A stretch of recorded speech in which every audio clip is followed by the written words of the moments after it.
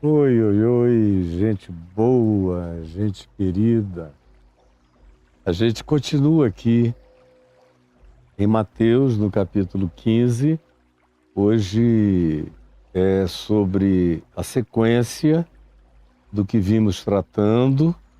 E vocês que me acompanham, especialmente no YouTube, onde tudo está gravado, têm exatamente a noção do contexto. Hoje, em Mateus 15, de 21 a 28, nós veremos a sequência relacionada à mulher cananeia. Ou então, como diz Marcos 7, de 24 a 30, a mulher Ciro-fenícia. Eu vou escolher o texto paralelo ao de Mateus 15, de 21 a 28, que é o texto de Marcos. É o paralelo sinótico dele, aqui do capítulo 7, do verso 24 ao verso 30, em Marcos. Por quê? Por causa de umas filigranas extremamente interessantes, que nos revelam algumas coisas importantes. Eu quero que você preste toda a sua atenção, não esquecendo, em momento algum, do contexto. Do contexto. Que contexto? Nós vimos durante 3 dias ou 4 a questão dos escribas, dos fariseus, de como eles se mobilizam de Jerusalém até o norte da Galiléia para ir falar de para irem falar de lavar as mãos, de purificações, de menstruação, de impureza de alguém que tenha feito alguma coisa como uma poluição noturna, que é um derrame de esperma no sonho, aí o cara tem que lavar o colchão.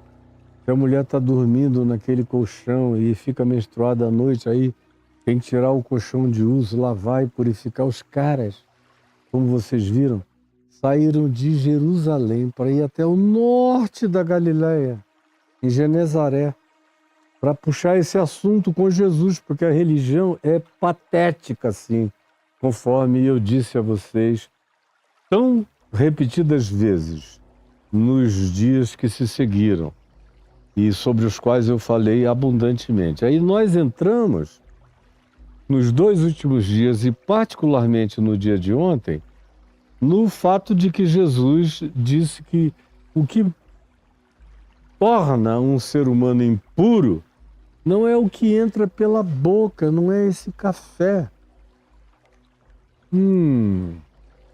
Não é o que sai do meu coração.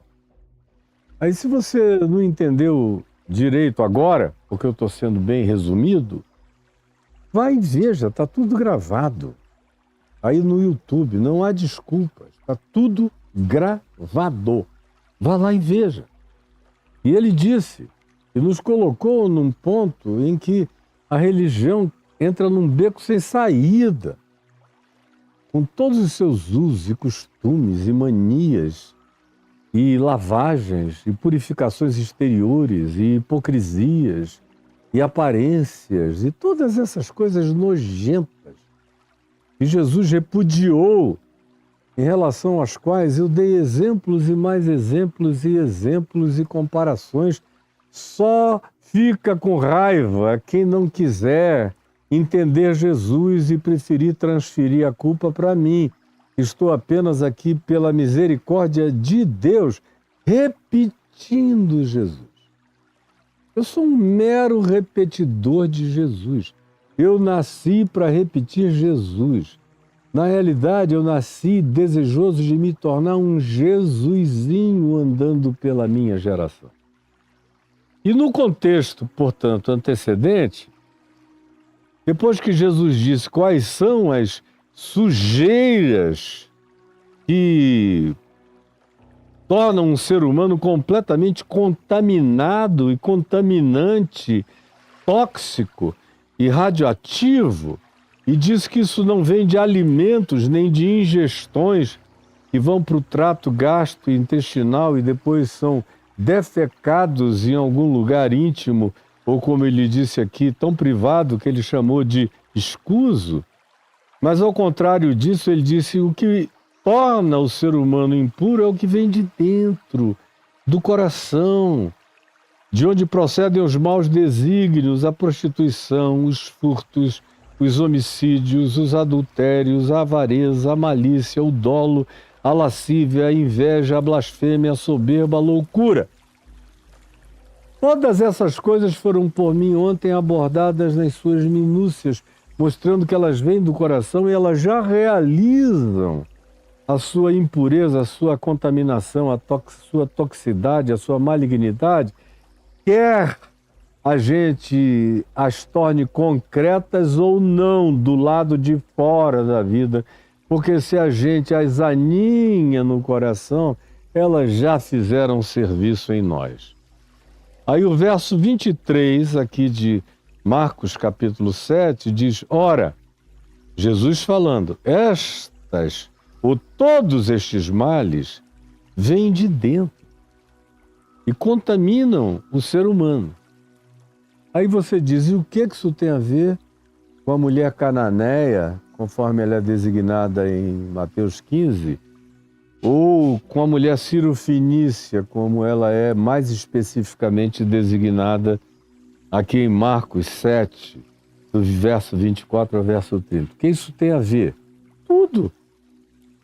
Porque essa mulher e esse lugar, essa geografia, outra vez, semelhantemente à geografia do endemoninhado gadareno ou gerazeno, dos porqueiros, do outro lado do mar, da Galileia, onde hoje é a Jordânia, as montanhas de Amon, onde Jesus encontrou aquele homem e o libertou, semelhantemente àquela geografia que era considerada pelos judeus imunda, quem quer que fosse lá, tocasse lá, andasse lá, comesse lá, e ainda mais fizesse o que Jesus fez, que é entrar num cemitério, libertar o homem dentro do cemitério, se relacionar com os porqueiros, ser tocado e tocá-los, libertar um homem que vivia chafurdado, com covas rasas e defuntos.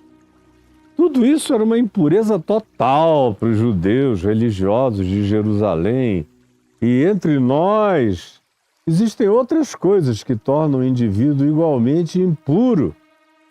Naqueles dias também tinha o aspecto da menstruação, daquela mulher que veio por trás, tocou na orla das vestes de Jesus. Por que ela veio por trás? Porque poderia ser acusada de estar contaminando Jesus, ou fazer Jesus acusável de ter sido contaminado por um toque impuro de uma mulher cronicamente menstruada. Por isso ela veio com aquela descrição. É por isso que aqui também, no contexto antecedente, lá em Genezaré, vocês viram como as multidões trouxeram os seus enfermos e pediram a Jesus que permitisse que, pelo menos, os doentes pudessem tocar nas orlas das vestes dele. Por quê?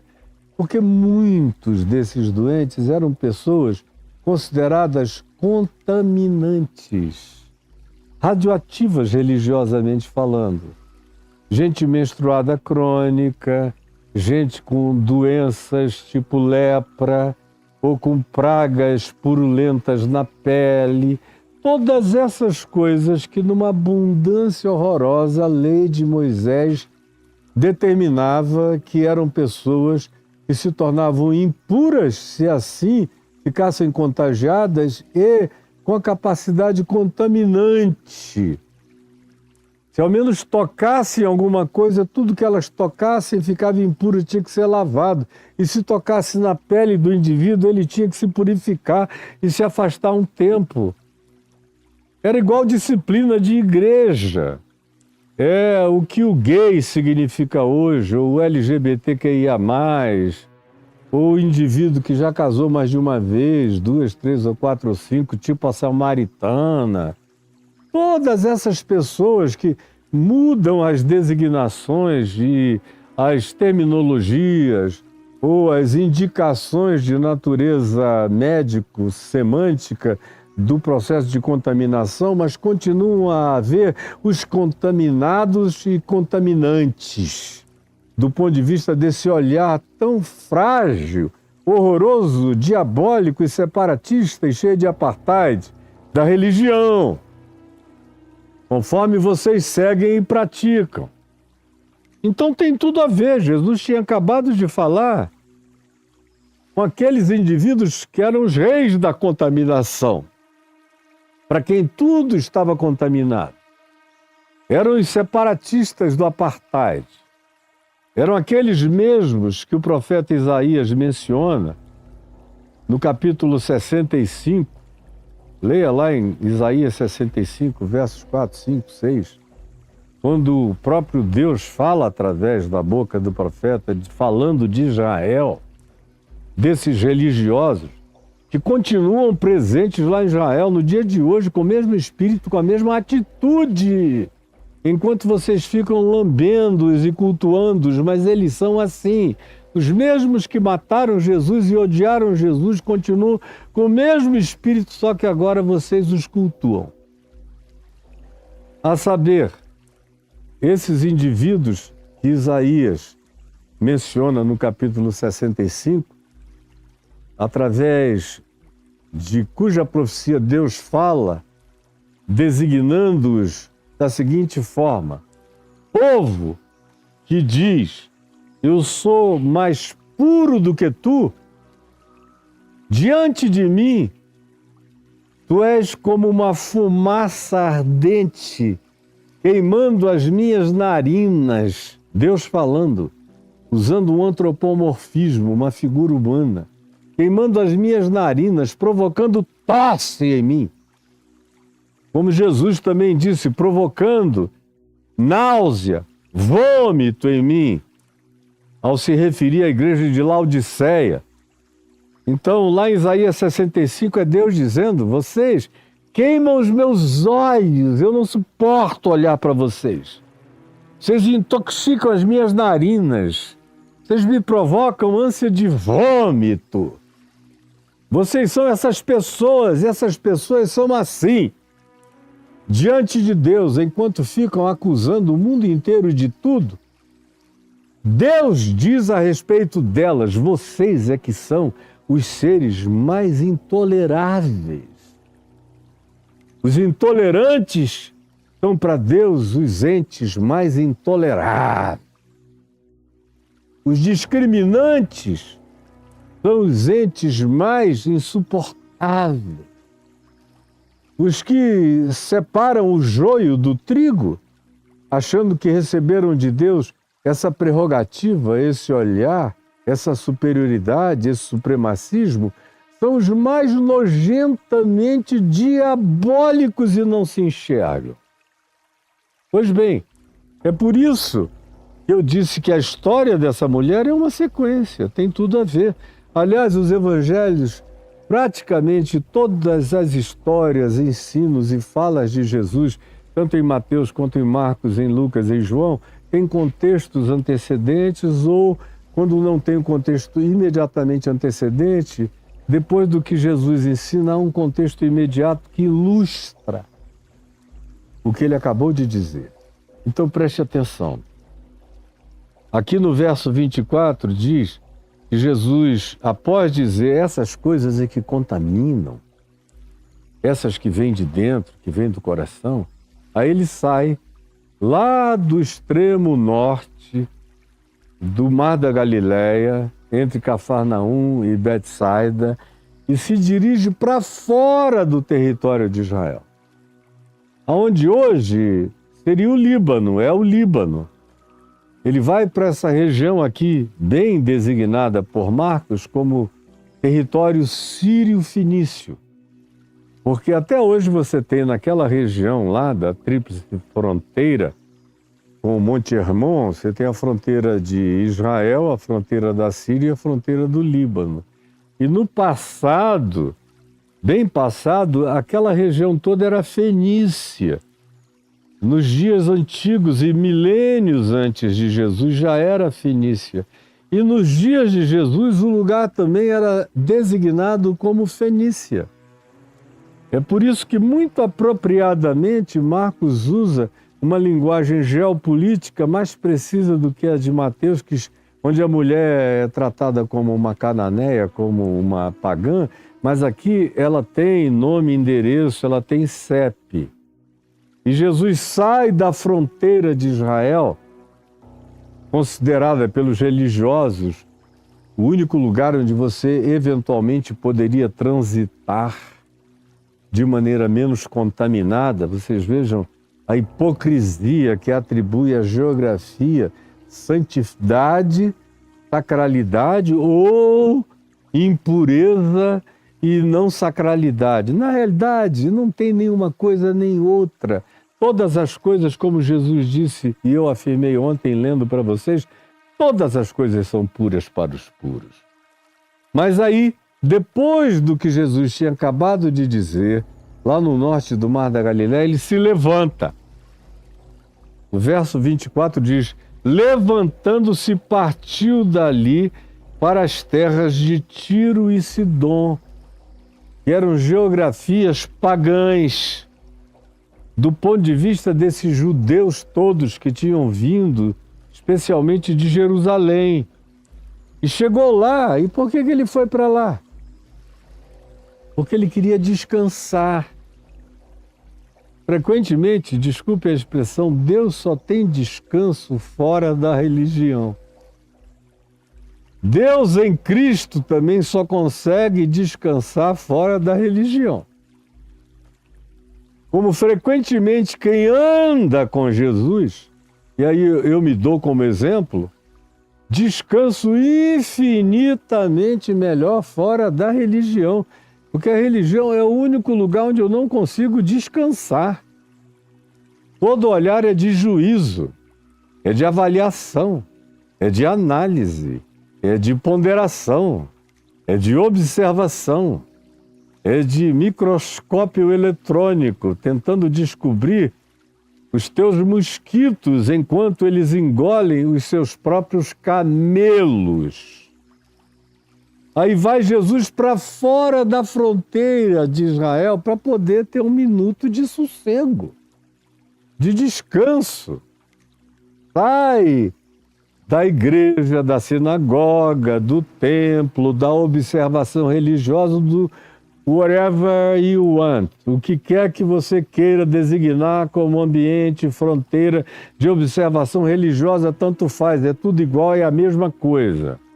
E ele sai daqui desses olhares jerusalêmicos dos fariseus e dos escribas que andaram quilômetros para perguntar sobre fimose, por assim dizer, por desimportâncias absolutas, para alugarem Jesus com idiosincrasias e particularidades patéticas.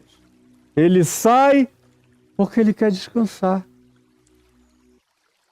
É por isso que a gente vê Jesus sempre muito mais à vontade com os de fora do que com os de dentro. Quando ele quer se divertir, ele vai para os banquetes com os publicanos, considerados pelos religiosos os seres mais abjetos da terra, com os pecadores, considerados aquelas pessoas que ninguém queria chegar perto,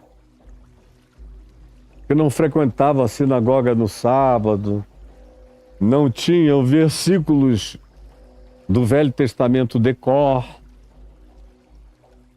não conheciam letra por letra das leis de Moisés na Torá. Ao contrário, viviam a vida com determinada liberdade, tratavam-se com naturalidade.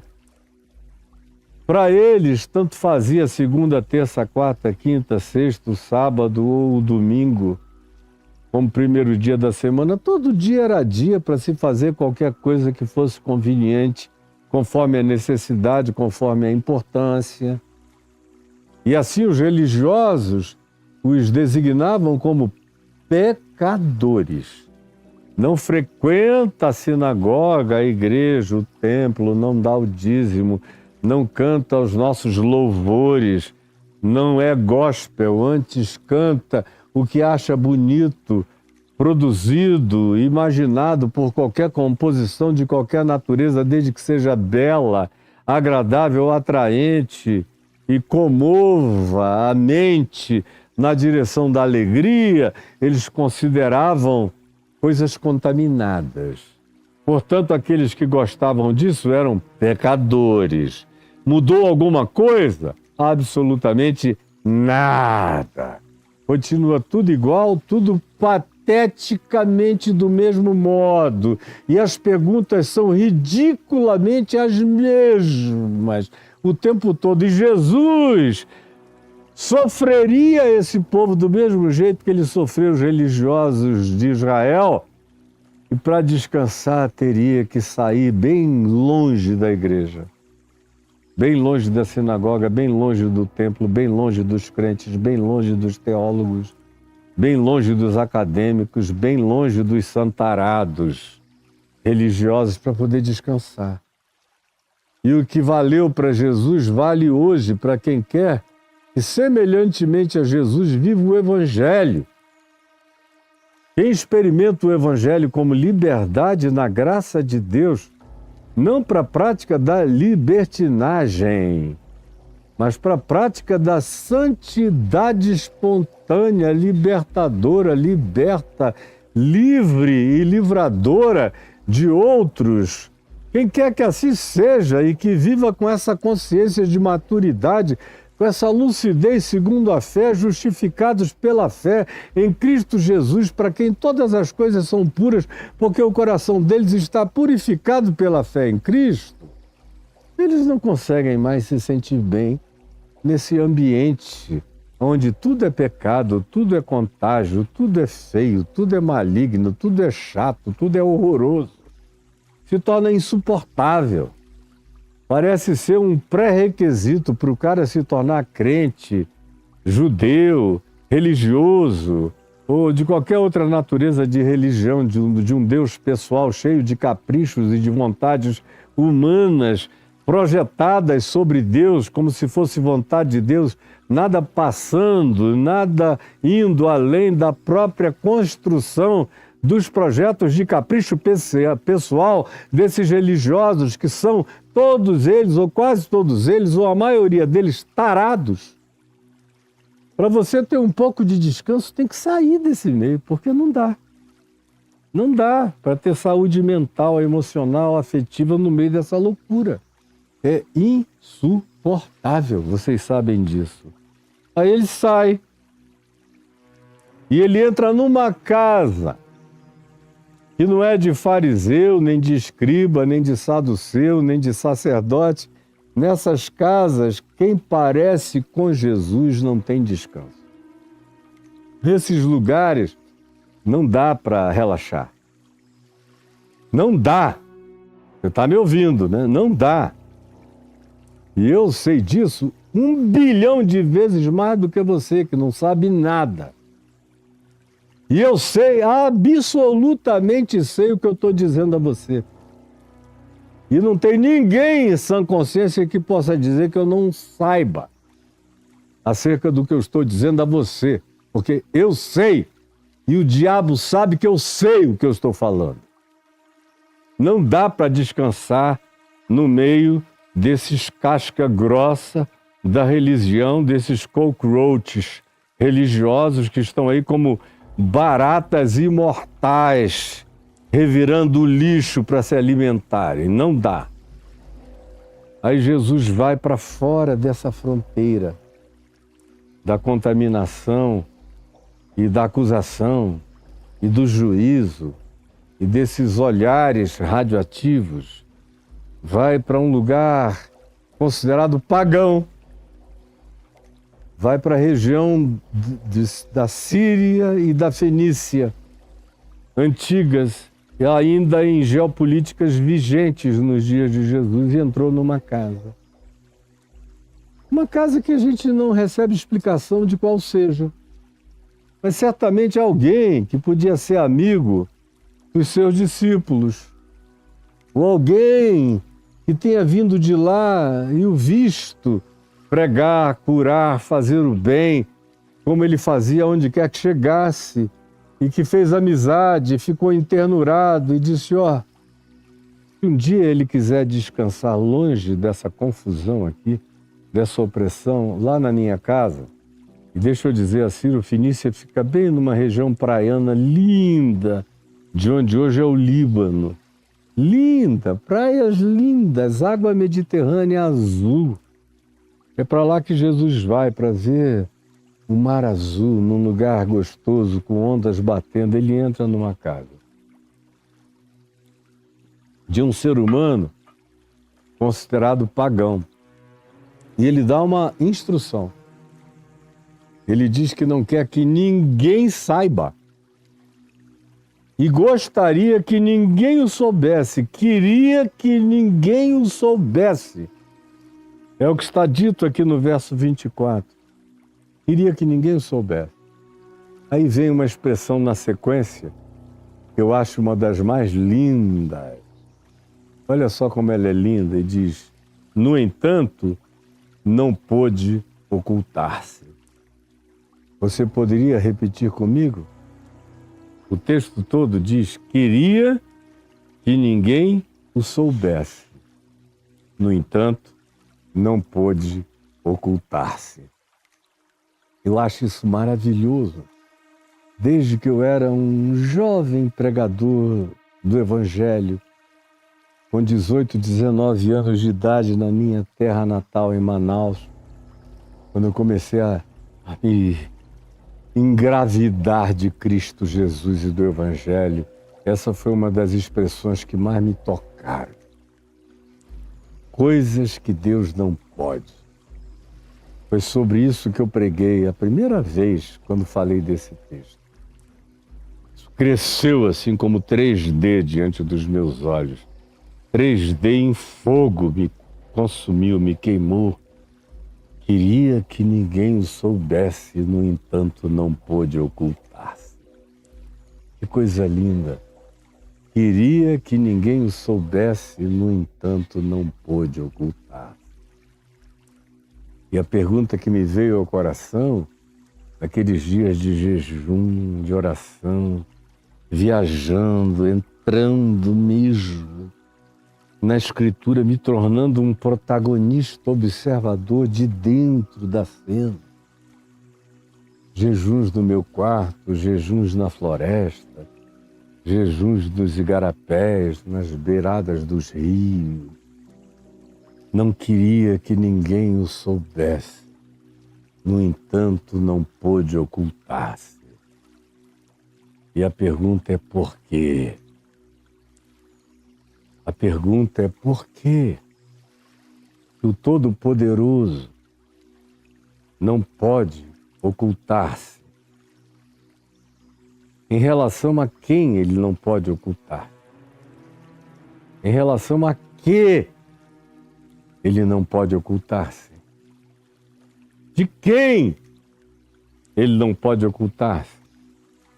Ele se ocultou dos fariseus, dos teólogos acadêmicos, escribas dos fariseus, dos religiosos persecutórios. Nenhum desses conseguiu achá-lo aonde ele foi. E ele foi para a casa de um estranho,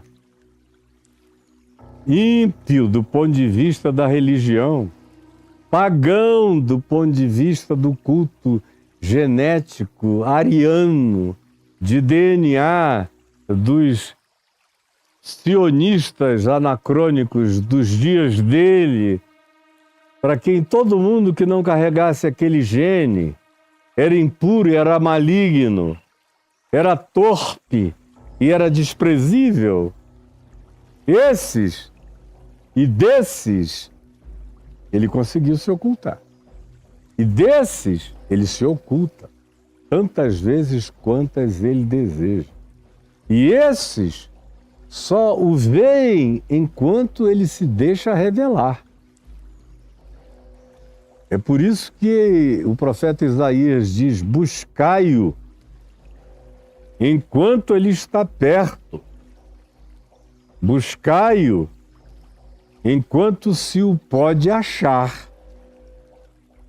Porque vem a hora em que ele determina se ocultar.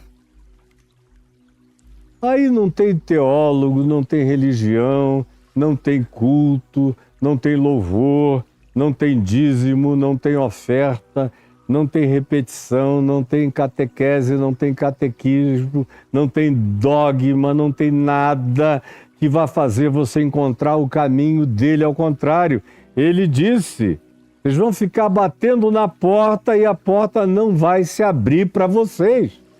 Naquele dia vocês vão ficar de fora e ninguém vai entrar. Mas com alguém à volta dessa casa que não tem o gene de Abraão, não tem DNA de natureza bíblica, não tem nenhum traço de religiosidade, não tem cheiro de sacrifício nem de holocausto do templo, não tem vestimentas que identifiquem a religiosidade cheia de filactérios e de expressões de moda, de piedade, que não passa de hipocrisia e de peidade, não de piedade, mas de horrorosa e intragável peidade. Não, é uma pessoa que não tem nada disso, graças a Deus. No entanto, ele não pôde ocultar-se de alguém naquele lugar, porque havia uma mulher. E outra coisa linda é que é uma mulher. E ele não faz acepção de pessoas. Essa acepção de pessoas que você vê o cristianismo fazer, o evangelho não faz. As figuras mais interessantes do evangelho são mulheres, não são homens. É uma mulher, Maria, que Jesus disse que escolheu a boa parte que não lhe seria tirada.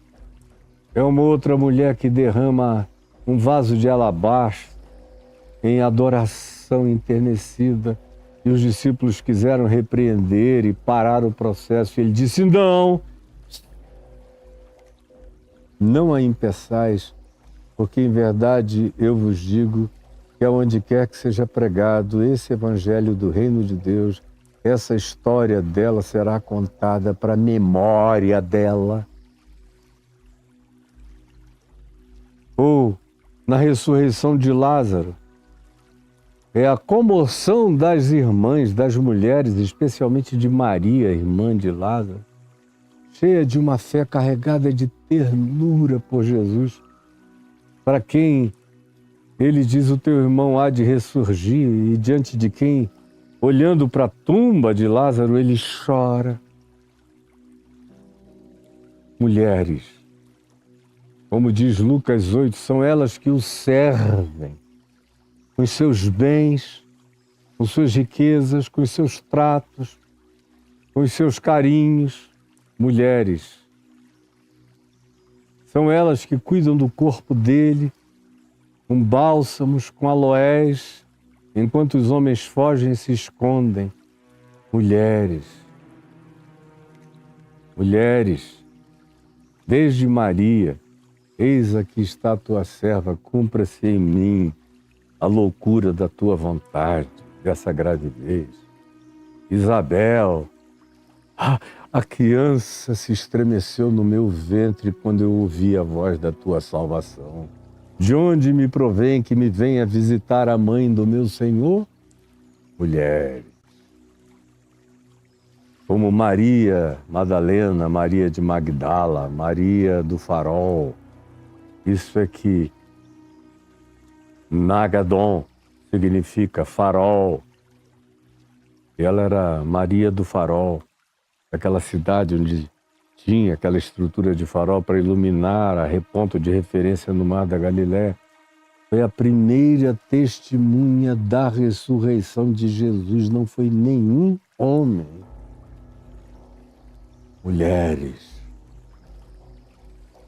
E aqui está a razão de Deus em Cristo não conseguir ocultar-se.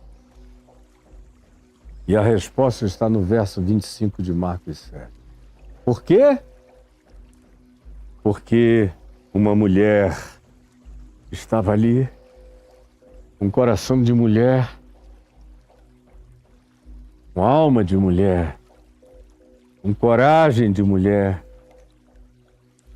uma decisão de lutar como uma mulher, de ser guerreira como uma mulher,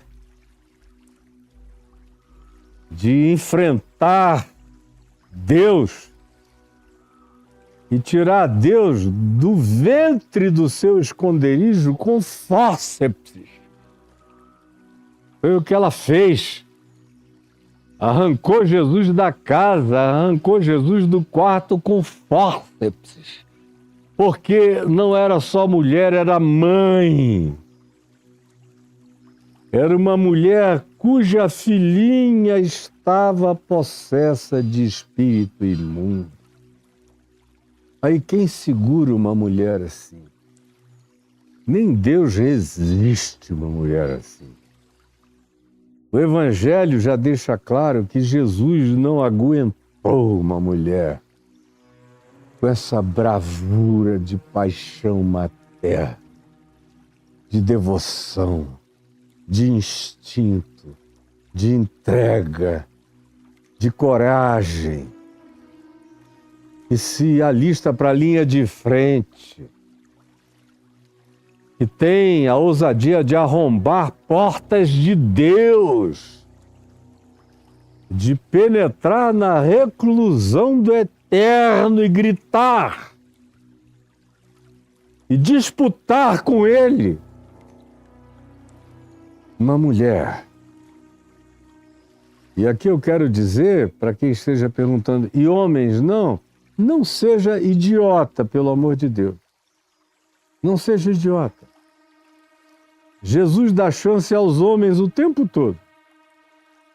Ele também entra em estado de perplexidade com alguns homens, mas dentre todos os homens machos, aquele que mais o perplexifica é um centurião romano. Também não é judeu, não é da sinagoga, não é do templo, não é da igreja, não é do dízimo, não é da oferta, não é do sacrifício, não é dos salmos, não é dos cantos, não é de nada. É só um centurião, mas que teve uma fé maior do que qualquer outro dentro das fronteiras de Israel. Por isso Jesus disse, em todo Israel, nunca vi ninguém que tivesse tido uma fé como esta. Nem Pedro, nem Tiago, nem João, nem Natanael, nem Filipe, nem Tadeu, nem Bartolomeu, ninguém. Nem Judas, filho de Alfeu, ninguém. Nem João Batista, ninguém. Ninguém. Nunca vi, Jesus disse. E aqui, ele sai da fronteira. Vai para o lado de fora. Para a geografia da mundanidade. Penetra uma cultura considerada pagã para tentar descansar entre os pagãos, onde é mais fácil Deus não ser molestado pela idiotice religiosa do que em qualquer ambiente religioso. E o que vale para o descanso de Jesus, vale para o meu descanso, vale para o teu descanso, vale como princípio aplicável a tudo, aonde quer que haja esse espírito caninamente raivoso dos religiosos que estão nesse contexto já descrito abundantemente por mim nos últimos tempos todos. E durante todo o curso dos 51 anos da minha vida, eu não fiz outra coisa. Pois bem, uma mulher cuja filhinha estava possessa de espírito imundo. Aí, o espírito imundo tem que lidar com o poder, com a força, com a obstinação, com a coragem, com a paixão, com a entrega, com a determinação desse coração de mulher-mãe. De mãe que entra no inferno. De mãe que briga com o diabo. De mãe que encara demônios. De mães que não aceitam determinações malignas como tendo natureza final em relação aos seus filhos, sob hipótese nenhuma. Está aqui essa mulher. Eu sei que se identifica com você e você se identifica com ela, na agonia que você carrega, na dor que você traz. E o que eu disse, colocando como tema, introduzindo essa história no dia de hoje, é que eu falaria sobre coisas que Jesus não pode. E dentre essas coisas que Jesus não pode, aqui está dito, não pôde ocultar-se dessa mulher obstinadamente apaixonada pela sua filhinha, possessa de um espírito maligno, endemoninhada, mas que ao mesmo tempo tinha ouvido os ecos. Ela não teve chance de ouvir o sermão chamado da montanha sobre os macários. Ela não teve chance de ver tantas coisas que Jesus já tinha feito aos milhares. Ela só tinha ouvido ecos distantes, mas os ecos bastaram. Como tem tanta gente que nunca ouviu nenhuma mensagem explícita, assertivamente direta, explicativa, debulhadora de conteúdos oferecidos de maneira simples, mastigável, ingerível, absolutamente facilitada, como a maioria de vocês tem. Só da minha parte, vocês têm por milhares de anos explicações sobre o Evangelho de Jesus, só não assumem porque não têm querido, porque tendo olhos não veem, ouvidos não ouvem, tendo coração, todavia, o têm empedernido na alma. Mas os de fora, aos quais eu me dedico todos os dias da minha vida, e tanto mais quanto eu fique velho, mais eu me dedico aos gentios, aos pagãos, aos de fora, porque são esses que entendem até os assovios, até o sopro. Eu encontro toda hora gente para quem eu nem começo a pregar. Como ontem eu li alguém dizendo, eu nunca o ouvi, só pedaços, pedacinhos de Instagram, mas que escreveu para uma pessoa amiga minha e mandou uma foto que tirou comigo em algum aeroporto. Ela com o peitinho aqui no meu peito, uma mulher de uns 50 anos de idade, dizendo, meu Deus, ele não precisou falar nada, mas só o jeito como ele chegou no balcão da companhia aérea, dizendo, minha senhora, me ajude, por favor, caso você possa. Eu acho que eu perdi a minha bolsa, que eu a esqueci em algum lugar. Aí a pessoa disse, o senhor esqueceu, está aqui dentro, pastor. Aí ele agradeceu e a abençoou, botou a bolsa no ombro. Aí eu, que não sou de falar com ninguém, não resisti, porque a paz dele começou a me bater. Eu olhei nos olhos dele, ele sorriu e eu não suportei. Falei, olha, será que o senhor permite botar a cabeça no seu peito e tirar uma selfie? E aí depois que eu vi, ela mandou a foto para a pessoa, minha amiga, e eu vi o rostinho dela. As pessoas tiram muita selfie comigo por onde eu vou, mas eu olhei e eu reconheci a silhueta do rostinho dela e falei, eu estou lembrando. E ela falou, foi a paz dele. Essa mulher aqui não tinha ouvido muita coisa, mas são vibrações. O Evangelho não é discurso, é energia que vai vibrando, que vai impregnando, como Jesus disse. A gente chega e diz, paz seja nesta casa. Isso não é uma saudação da boca para fora. Isso é uma determinação de uma manifestação de um bioma espiritual. É um bioma espiritual. Paz seja nesta casa.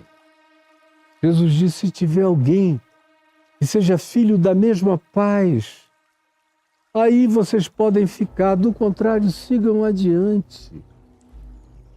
Porque não dá para sair fazendo misturas e escolhas de permanências em lugar onde a energia espiritual é maligna, demoníaca.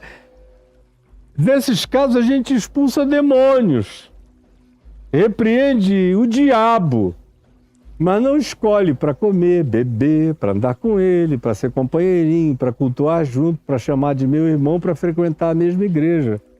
Porque eu não quero essa companhia que faz mal. Do lado de fora está lotado de gente, só sentiu a vibração, só ouviu o eco, só olhou o teu olhar, só sentiu a tua presença, só observou o teu sorriso. Mas bastou, acolheu, entendeu, como esta mulher que não sabia de nada praticamente. Tinham chegado a ela as vibrações, informações curtas, parcas, do ponto de vista do conteúdo, pífias, simples, apenas alusões do tipo ele ama, ele leva a paz, ele cura, ele não tem medo de ser tocado, ele não tem medo de gente, ele não tem medo de ser contaminado, ele não teme ficar impuro. Para ele, todo mundo é igual, ele não faz acepção de pessoas. E dele vaza poder, como a gente acabou de ver no contexto antecedente. Dele vaza poder. Quem sabe, na melhor das hipóteses, tenha aí sido isto que esta mulher ouviu. Quem sabe tudo quanto ela tinha, na melhor das perspectivas, internalizado, fosse coisas dessa leveza, mas que para ela bastavam. E eu quero parar no dia de hoje, deixando essa provocação espiritual, devocional, perguntando a você, você que vive de culto em culto, de igreja em igreja, de dízimo em dízimo, de campanha em campanha, que ora e não recebe nada, pede tudo, barganha, troca, oferece, e nada tem, como diz o apóstolo Tiago, irmão de Jesus, nada tendes, porque nada pedis, e quando pedis, pedis mal. Pedis para esbanjardes, pedis para acumulardes, pedis para terdes bens, propriedades, commodities, pedis para ajuntardes tesouros onde a prata e o ferrugem destroem e corroem. Por isso, pedis e nada tendes. E até quando pedis, o pedido de vocês é uma blasfêmia diante de Deus. Porque, como disse o apóstolo João na primeira epístola dele, se lhe pedirmos alguma coisa segundo a sua vontade, ele realiza. Eu não tenho frustrações com relação à minha oração. Eu tento só pedir a Deus aquilo em relação ao que eu já ouvi o amém de Deus em Cristo Jesus. Tento só fazer orações em relação àquilo que eu já vi Jesus atendendo, respondendo, dizendo amém. Como diz o apóstolo Paulo em Coríntios, em Cristo nós temos o amém de Deus. No Evangelho nós sabemos a vontade de Deus, ou seja, o que é equivalente a dizer, nós sabemos aquilo para o que Jesus diz sim. E Jesus sempre diz sim. para um ser humano quebrantado, contrito, instintualmente agressivo no seu desejo paterno, materno, humano, de dizer: nenhum diabo vai arrebatar meu filhinho, minha filhinha. Ninguém. Mesmo que eu tenha que brigar com Deus, com os anjos, eu tenha que arrombar a porta dos céus. Eu sei que essa é uma violência que Jesus aplaude. Esse é um arrombamento que ele acolhe prazerosamente. E é confiada em quem Jesus é, nos ecos do amor que ela ouvira na descrição acerca dele, ela se estriba e chega com essa ousadia. E eu poderia seguir adiante e terminar em mais meia hora, mas eu não quero, porque eu quero falar amanhã muito sobre a sequência disso tudo aqui.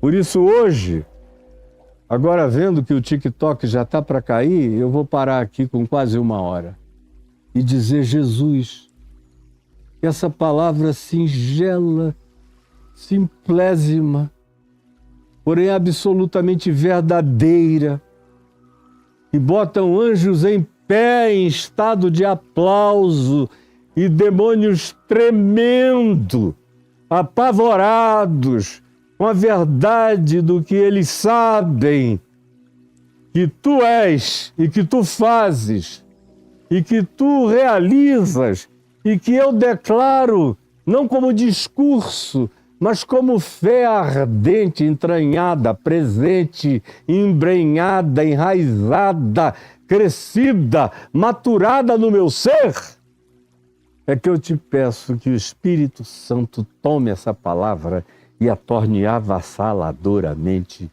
radioativa na graça de Deus, impregnante, pervasiva, poderosa, estarrecedoramente limpa e convertedora de corações e provocadora dessas ousadias, dessas afrontas com as quais Deus quer ser afrontado, com essas moções maternas com as quais Jesus deseja ser constrangido no dia de hoje. É o que eu te imploro, em nome de Jesus. Amém e amém. Eu vou parar hoje aqui com você, amanhã eu prossigo, hoje é quarta-feira, amanhã é quinta, e amanhã eu vou continuar o texto do verso 25 em diante. A gente tem um bocado de coisas para falar aqui, mas hoje eu quis fazer essa introdução para o seu coração ficar cônscio dos privilégios espirituais que em Jesus você tem acesso, a hora que você queira, porque estão disponibilizados pela fé a todo aquele que crê. Você está vendo aqui em cima de mim esse QR Code? Claro que está vendo. Todo mundo sabe como usar. Você aponta a sua câmera para aí e aí entra. Quem tem a chance de apontar a câmera, aponta e entra. Cai nessa página que está aí diante de você, nesse verdinho que está aí, onde é só você clicar. Está dito aí, clique aqui para contribuir com o ministério do Caio. Você está contribuindo com o meu ministério. Meu ministério não é o que eu como e bebo. Isso aqui é a minha vida.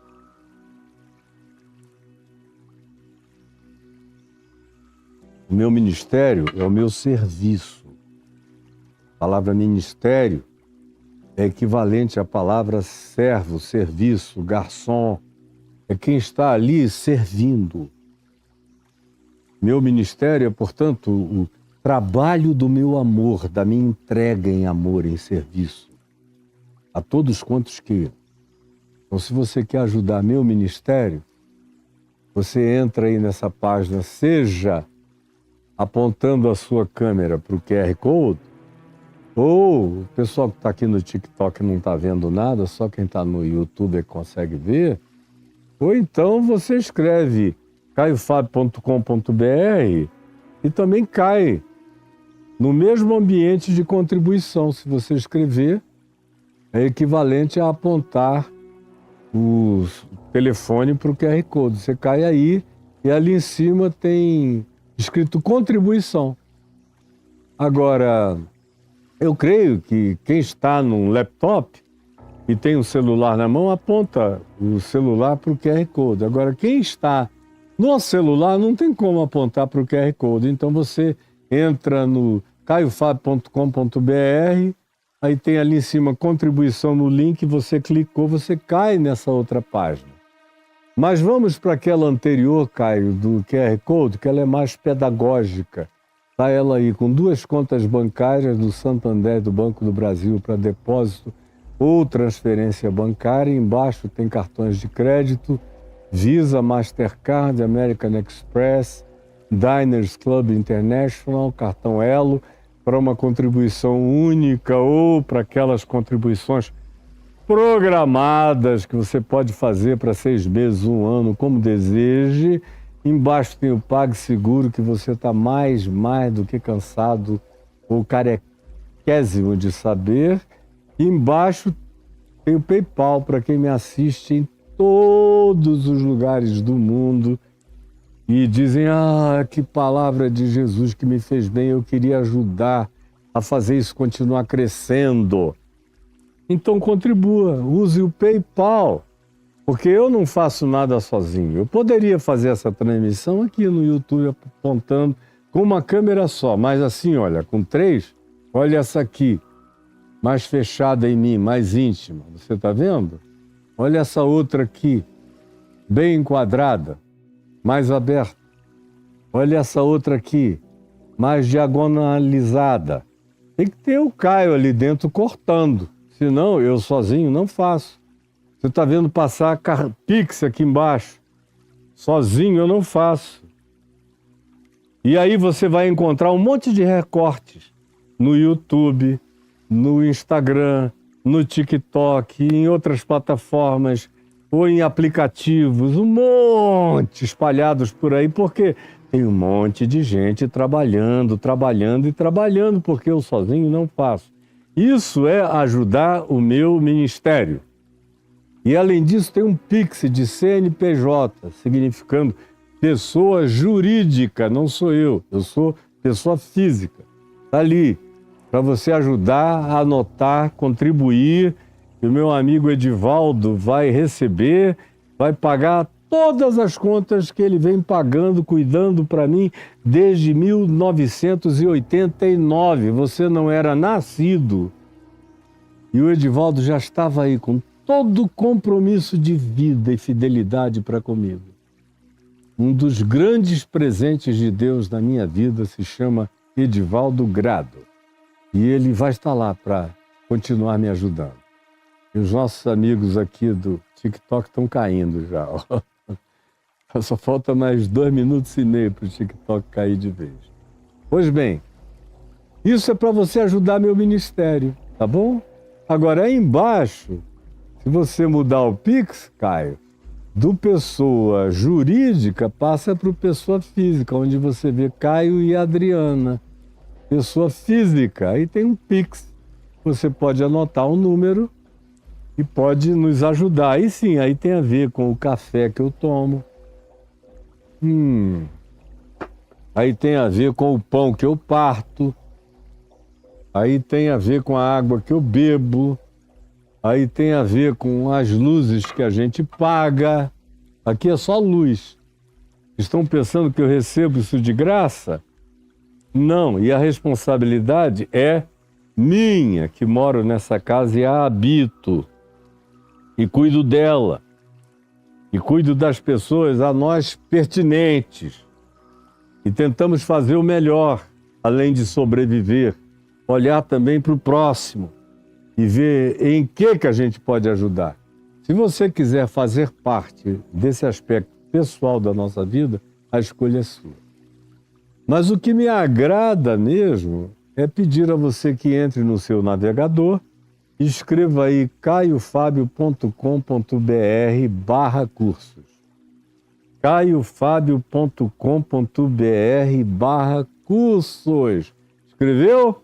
Se você escreveu, ó, glupt, você cai nessa página aí do Reconexões, do Jesus a Chave Hermenêutica, que é agora o que está em muita divulgação, Jesus a Chave Hermenêutica.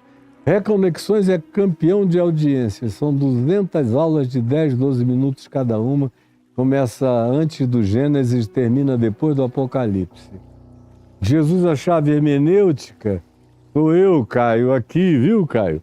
Sou eu, ao invés, corta para mim agora, amigo Caio, pois bem, sou eu, ao invés de te dar um peixe, muito obrigado, Caio, ao invés de te dar um peixe, ensinando você a pescar, é Jesus a Chave Hermenêutica. Você está entendendo? É para você aprender a pescar. Jesus a Chave Hermenêutica, está aqui, ó. Compreendeu? E tem outros cursos que estão aí. Mostra, por favor. Ativar. São mensagens ao fim das quais eu ensino a você como tornar aquilo praticável.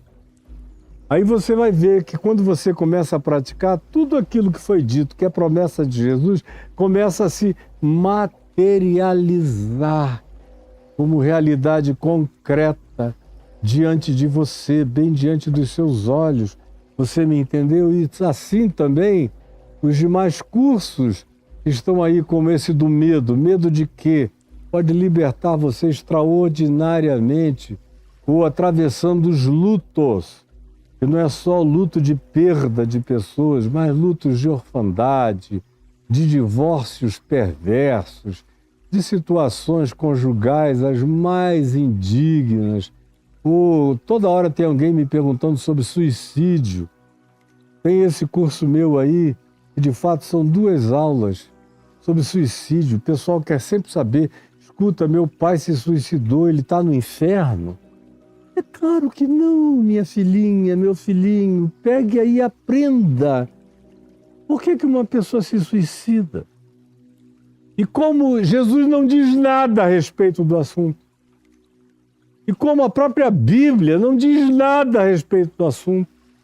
E como tudo que se diz a respeito do assunto é invenção da religião judaico-cristã ou islâmica, mas não é revelação de Deus em lugar nenhum, muito menos do Verbo encarnado que é Jesus.